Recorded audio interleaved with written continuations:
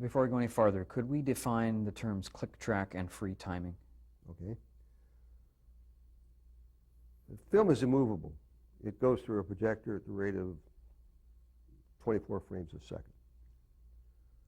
If you are trying to match music to the film for reasons of a dramatic cut, a close-up, a piece of action, and so forth, your leeway for being in sync with the picture is 0.08 of a second. That's 2 frames going through a projector at 24 frames a second. A click track is a piece of film that runs at the same speed that the projector does, and if you punched a hole every 24 frames, it would pop as it goes over the head, and it would be like a metronome that's in dead sync with the picture. So you would have a pop every second. Now you can break that down into frames. 16 frames a foot, you can break the frame into 8 parts in between the sprocket holes. And you begin to get into very small increments of time, so that any good composer could take a picture and tie the reels together and roll it out on the ground, and it would be probably over a mile and a half long. And he ought to be able to say, on frame 106,000, I'm going to do something that'll knock you on your back. And I'm going to do it on that frame, and I'm not going to do it a frame early, and I'm not going to do it a frame late. And that's a technique that is done by, as I say, if you punch a piece of film, you develop a click track. You hear the click, and it runs in sync with the picture track. And when you start dividing that into small increments, you can predetermine by mathematics, by charts, and today by computers, that you can be exactly at the place that you want to be and in precisely the time you want to be there. And as a tool for a conductor, the conductor generally hears in one ear, he hears the click track, and so does the whole orchestra. And in the other ear, the conductor hears the dialogue or the music. He can hear the mix coming off the record head, and the orchestra just hears the click track, and they hear themselves play. how often would you use a click track? Most Very of the time? often. Very often. It depended upon the show. Griffith was more or less free timing. Free timing is when you have a streamer or something that goes across the picture and you start to conduct and you worked it out for timing. Again, within thirds of a second, whatever you could see visually on a stopwatch. And you have tremendous freedom with free timing that you don't have with a click track. A click track is immovable. But for example, if you had to play a dance music scene and keep it in sync, you couldn't play 2 bars without a click track. You'd be out of sync. There's that much frailty in the orchestra perception and how they respond. You could give a downbeat. I said 0.08 of a second is sync. You'd give a downbeat for a French horn, and by the time you heard him, he'd be out of sync. So it's a necessity. It's a tool. It gives you the opportunity, if you wish, to lock things to picture, and free time gives you the opportunity to develop emotionally what you want to do. We use click tracks very often in television because we didn't have the time to make take 2 or take 3 or take 10. And there's conductor frailties as well. You know, you miss a cue and you got to start over. When you were scoring the Griffith show, if you were writing, say, 10 to 12 minutes of music for a half-hour show, that's literally half of the show being scored. How much time did you have to write, and then how much time would you take to record it? We had, on the Griffith show, we had 2 weeks to do a show, which was a half-hour show. The way I would do it is if I broke a show down today, I'd record it 2 weeks from now. A week from today, I would break another show down. I would record it 3 weeks from now. A week from today, I would break another show down and record it on the same day. So I recorded 2 shows the same day. Some shows would take some time to do. A good composer working in an idiom that he knows should be able to do 3 minutes of music a day. So a 10-minute music for a 10-minute Andy Griffith show was heavy. Some of them were very light. If I had 4.5 minutes of music, I'd do it in a day and a half, and then I'd have the balance of the time to work on the second one, or on whatever other shows that I was doing. As far as recording time goes, we generally did 2 shows in 3 hours, and that was a minimum session. You had the AFM rules were that you could not hire the musicians for less than 3 hours. That's correct. On a call. On a film call, yeah. Okay. Television call. Okay.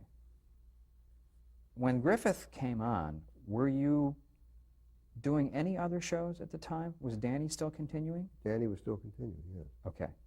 And I had left my sister Eileen. We were involved in the early days of the Danny Thomas show, somewhere around the end of the 50s and the beginning of the 60s, with other pilots, some of which sold and went 13 weeks and sometimes more, but didn't come back for another season. So there was always a turnover going on because the town was very active with making pilots in those days. Everybody wanted on the air. I'm curious to know about the sound of music when it comes through what has usually been a pretty small speaker at the home end. In the course of your years as a composer, did you become particularly attuned to what it would sound like at the end? Absolutely. Absolutely. We used to dub I Spy and play it back on out of a television set, because traditionally it's only recently that the speaker systems have gotten to at least be proficient. The medium of sound, which is multiplexing FM, is great, but the cheapest component in the television set was always the speaker, which isn't as good as the one you have in your car. And consequently, you had to learn right away that there were certain losses.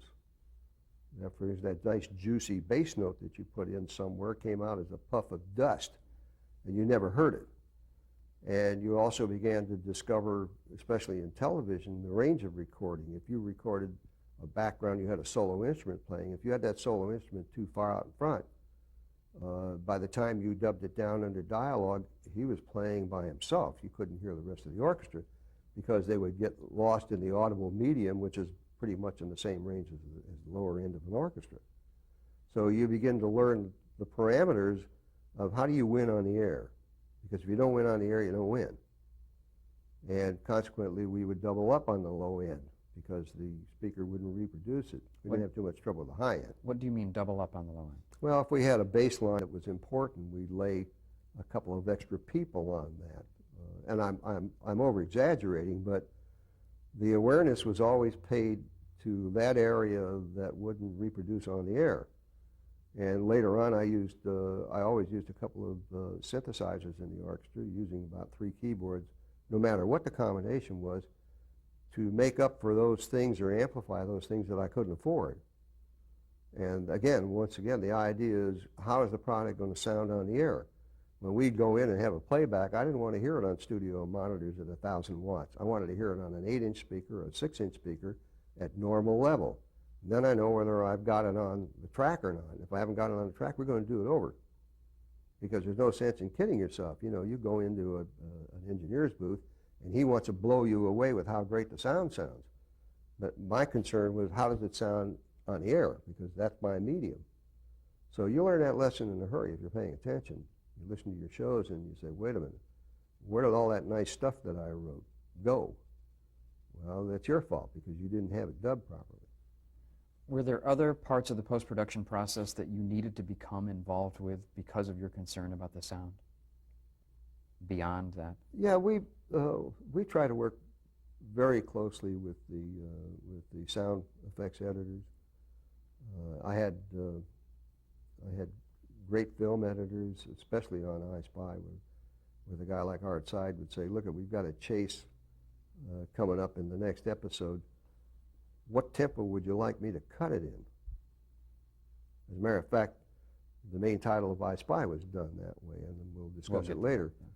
And then they begin to ease your burden, but at the same time, they begin to fall into patterns that they wouldn't ordinarily think of. So we're doing a trade-off because the crews that we had respected each other. And we're all professionals. At what point did you hear that there was going to be a show called The Dick Van Dyke Show? When did that happen? And were you in on from the beginning? I was in on it from the beginning. Carl Reiner, in the swan song days of the Sid Caesar show, called Sheldon up, and he said, look, I wrote 14 scripts that I'd like to sell you for the Danny Thomas show. And he said, they're not about a saloon comic, but it wouldn't be hard for me to adapt them. So Sheldon said, well, good, send me a couple, Carl. So Carl sent him a couple of scripts. Sheldon read it, and he said, that's a show. That should be a show of its own. That shouldn't be the Danny Thomas show. We ought to make a pilot. And Carl said, I made the pilot, and it didn't sell. So Sheldon said, you have a kinescope of it? And Carl said, I do. And he said, well, why don't you have it shipped out here and we'll take a look at it. I was on the set that day, and Sheldon said to me, listen, I'm going to run a kinescope with Carl. You want to run it with me? And I said, what's it for? He said, it's for a show that I think would be a good show. So he said, I want to know why the pilot didn't sell. So we went and we ran it with Carl. And we got through with it, and Sheldon said to him, Carl, it's a good show, but you're not Rob Petrie. Carl was starring Carl starred in it as the Dick Van Dyke part. And he said, you're the wrong guy, and Barbara Britton's the wrong lady. She's a good actress, but that's not the chemistry. And he went down the line with all of the people, and he said, I know the guy. I know the guy it should be. And having seen Dick when he auditioned Aaron Rubin, he flew to New York, and Dick was doing Bye Bye Birdie, and he got a commitment for him to do the show. So Dick came out, and we started planning the show. And he said to Carl that if it went, Carl would be the producer story consultant. And about the time they were ready to shoot the show, the William Morris agency got cold feet and decided that that was a bad risk for Sheldon, who had had something like 10 or 12 shows that he had directed or produced, and they all sold. And he had a role going, and they didn't want to damage the role, and they didn't have any confidence in the show. And they tried to talk him out of doing it, and Danny tried to talk him out of doing it. And finally Sheldon said, look, I won't do it. You know, get in or get out. And they all decided they'd get in. So we shot the show, and Sheldon and Frankie and Lou and myself went down to Acapulco. We traveled with them together. Who's Frankie? Sheldon's wife. Okay. Frankie Leonard. We were in Acapulco, and we got a call that the first show that sold that season was Dick Van Dyke. And then Carl and Estelle flew down to Mexico City, and we celebrated in Mexico City. That was the first show that was sold that season in 1961. At what point did you start to conceptualize the theme? Yeah, I really, you know, it's hard for me to put a... But you scored that pilot with what we now recognize as the theme? I made a demo of the theme. I had an idea for the theme, and I was doing some other session on something, and I wrote out, made an arrangement of the demo, and I said, and I never did audition. I mean, I never had anybody say to me, I want to hear your theme. I had an idea for it. I recorded it. I brought it in. I played it for Carl. I said, what do you think? That sound? And he said, yeah, that sounds good to me. Then I played it for Sheldon. He said, fine, you know, let's do it. And that was it. And then they shot it 2 ways. You know, I had that funny little Phillip in it. Yeah, I wanted to ask you about that. First, it was a kind of a big band sound. It was a big band sound. Why did you go that route? I haven't the slightest idea. Instinct? Yeah, I don't. I don't think I've ever had 2 themes that were the same. I sort of try to adapt myself to what the character of the show was. And the band that I used for the theme was the band I used for scoring the shows. And I didn't marry myself to it, but it just seemed to me to be appropriate at that time. And what happened with the little flip in the orchestra was Lenny, I think, shot the pilot, photographed Dick coming in, and he tripped over the chair. So they shot it again with him going around the chair, and we had 2 versions of it, and the cutter would put in whichever one he wanted. And a lot of people didn't know that it was, I think it was a mistake when he went around it, and they had him trip. So they had 2 versions of it. That's great. But still to this day, you don't know which one's going to come up. How did scoring Dick Van Dyke differ from scoring Andy Griffith? It was a different sound, right? And I'm sure that there was a different kind of music. It was. Again, Dick Van Dyke was a 3-camera audience show. And it was more of an out front comedy show than Danny Thomas. Danny Thomas was more of a storyline show. Not that Dick Van Dyke wasn't, but they had a lot of comedians. I mean, you had Rosemary, who was a good wisecracker. You had Maury Amsterdam. You had Richard Deacon. You had Carl. And they would go in with a normal script, which would probably be 27, 28 minutes long. And by the time they got through with the audience and spreading for the audience, they'd wind up with 35, 36 minutes, and then edit down to the 26 and a half minutes or whatever it was we had to deliver. And consequently, the music predominantly was bridges and cues. There were musical numbers in it. Those we pre-recorded. We didn't do very much in the way of live music on stage like we did with the Danny Thomas show. Was there some? Was there a band? There was a band. And you were leading it? We did it the same way. Yeah, we did it the same way. I'd go in and score 2 shows to stopwatch. The band would play them on and play in between and so forth because we had a 3-hour session. And when there was a production number, that we would pre-record. Okay. So it was closer in context to the Danny Thomas show, which is also a 3-camera show. It was different in the framework of the show. And because it was that kind of show, there was less music required than, say, Andy Griffith. Much less. And did you ever write character themes, or wasn't there room to do that? There was not room. Okay. There really wasn't. And we did practically no underscoring. When there was talk about that, would you work with Carl on those issues, or would you work with Sheldon? No, I worked with Carl. You would, and what was Carl's attitude toward music in general? Carl was great. Carl's a good musician. He really is. He's a very knowledgeable guy and very educated in music. And it never really got into that much because there wasn't generally, there were very few opportunities to underscore. When there were, we took advantage of them.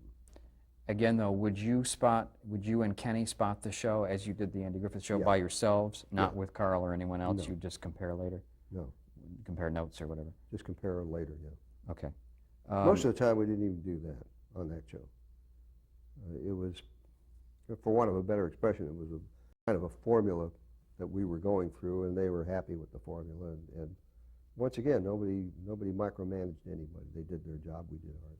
Did you get to know both Dick and Mary Tyler Moore well? I didn't know Mary too well. I got to know Dick pretty well.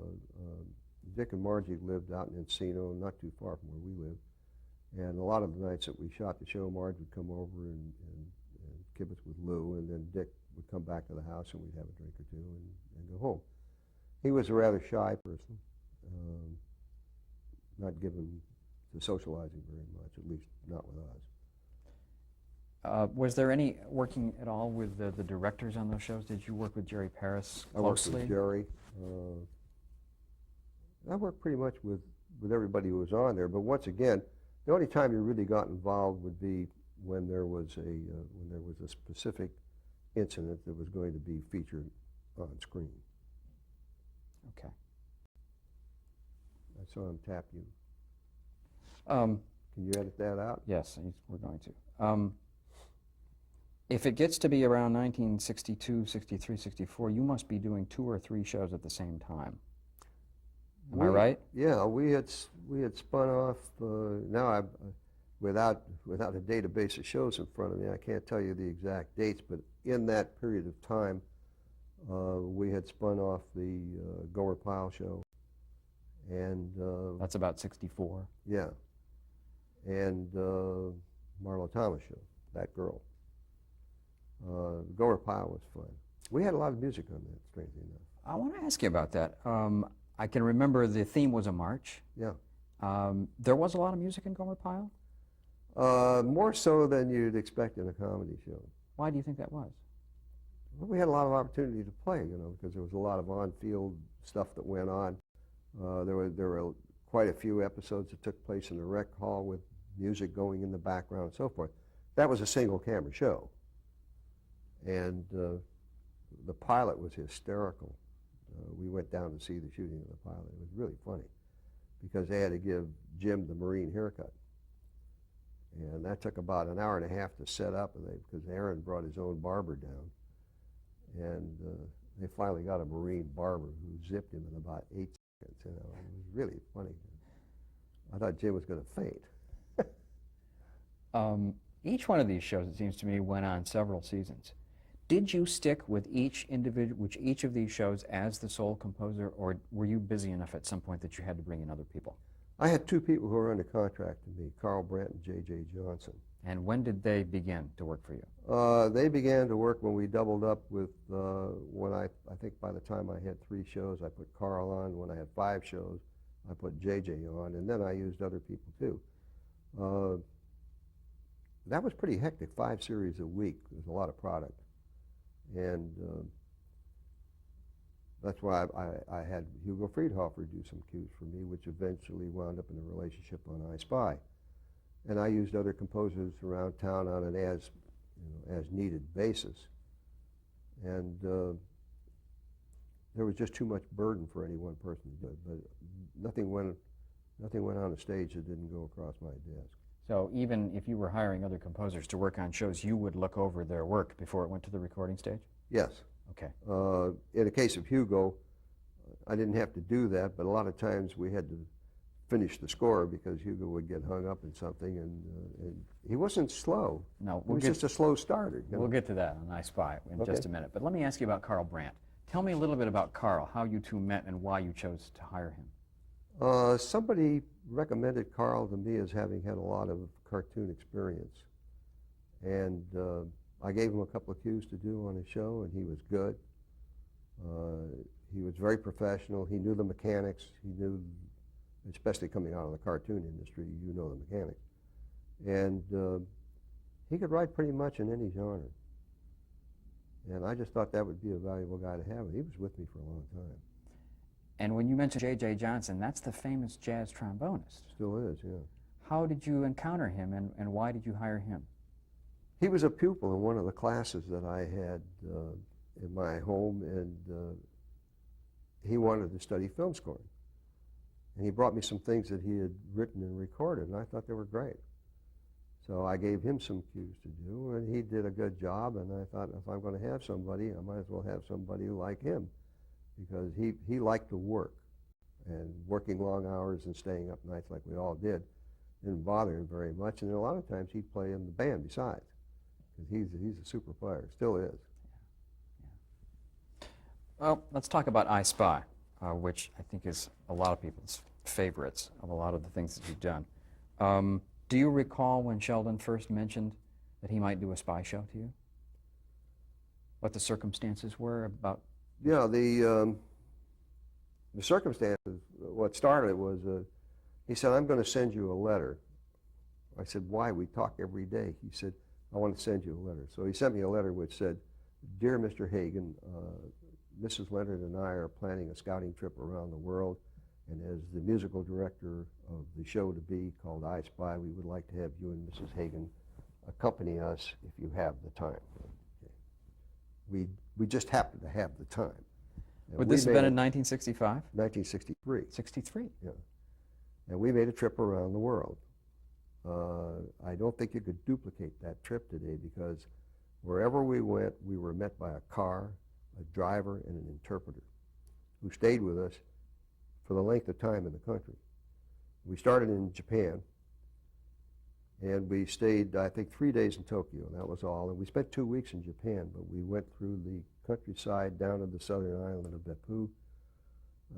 We came back in through Tokyo and went up to Nikko. We really covered the territory, and we eventually wound up shooting 11 shows in Japan. From there we went to Hong Kong, and we spent 10 days in Hong Kong. The pilot was shot in Hong Kong, and I think we did another 10 or 11 shows between Hong Kong and one, I think, in Taiwan. We went from there to Bangkok, to India, to all over India, to Israel, to Greece. We made the Aegean trip. We were 52 days on this trip. First-class airfare, first-class transportation, and car driver interpreter. And then we went to Rome, Paris, New York, and home. How much of this was pure pleasure, and how much of this was really musical research on your part? It was kind of both. Wherever I went, I started picking up ethnic music. Picking up how? Did you record it? Recorded. No. I recorded it later when I went out with the company, but pre-preparation, I bought everything I could in the native country, and had some pretty funny adventures doing that. When the company traveled, too, I had Dave Friedkin was, Mort Fine and Dave Friedkin were the writer-producers on the show, the line writer-producers, and Dave Friedkin was a graduate of Juilliard. He was a violinist, and he was a musician, a good one. And we had no problem in meeting of the minds, you know. And I said, Dave, wherever you go, or if you're not there, I want the company to pick me up, Local Ethnic Records. I don't know whether I'm going to use them or not, but I'm sure going to use the influence. And that probably would be considered passé today, but I Spy was the first adventure action show that was on television that actually traveled. It was the first show that used a radio mic, and it wasn't very well perfected yet because we were picking up rock and roll stations and radar sweep and boats going through the harbor and everything. It was a very innovative show in every respect, and the logistics of it were horrendous because we, for example, one summer I went with the company to, I met the company in Marrakesh, and we shot in Marrakesh, and then we came back to Casablanca, and then we all got on a plane, and we were going to fly to Greece. And we found out we couldn't land there because the government, there had been a military coup. So we wound up in Portugal, in Estoril. And 3 days later, through a liaison agent, we were the first plane to land in Greece, and we were taken into custody. And we were put up in a hotel overnight. We had to get off the mainland the next day. We just scattered everybody. We were going to shoot in Rhodes. And some guys had suitcases with underwear, and some guys had shirts and no underwear, and everything got split up, and it finally came together on Rhodes. The logistics, the time frame of that show were just absolute unexplored territory, because even films that shot in foreign countries had preparation. This way we were crossing borders where you couldn't get the equipment across unless you paid somebody off and you start running into the local customs. It was an exciting venture from the day go. How, there's a lot to ask here. I'm going to begin, I think, by asking you, with that many locations and that kind of seems like music preparation in a way of you trying to do research, that kind of thing, didn't you need more time and more help even to get these shows done and on the air? I mean, did you ever know when you were going to see a show, if the film was coming in from Hong Kong or Bombay or wherever? Well, once again, we had a company that had some discipline to it. We knew they were only going to deliver 3 shows a month. That was maximum. And we were prepared to finish 3 shows a month. As far as the preparation goes, when they went onto a location, for example, Japan, we knew they were going to shoot 11 shows, and we had the scripts. The scripts were all done beforehand. If there was pre-preparation, I had an opportunity to do it before the company left. And if there wasn't pre-preparation and there was post-preparation, that was a job we just had to meet. We didn't have the opportunity to do anything else. And what I did was I took a country like Japan, and I wrote a piece of thematic material to open the show with that had that flavor. It was westernized because that's where our audience was. Typical Japanese music would not satisfy a Western ear, I don't think. So it was westernized, or at least I took the liberty of doing that. And that piece of thematic material ran through those 11 Japanese shows. And when we went to another area, Rome, I did the same thing. Wherever we were locked into a country, we did 10 shows a year in Mexico. There was a piece of material that opened up for Mexico that we used on a week-to-week basis, although we recorded it over again depending upon what combination we had. But we tried to keep, or I tried to keep, a homogeneity going. And when Hugo came aboard to alternate shows with me, Friedhofer, we cross-used our material. Okay, let me stop you there. We've got to change tapes.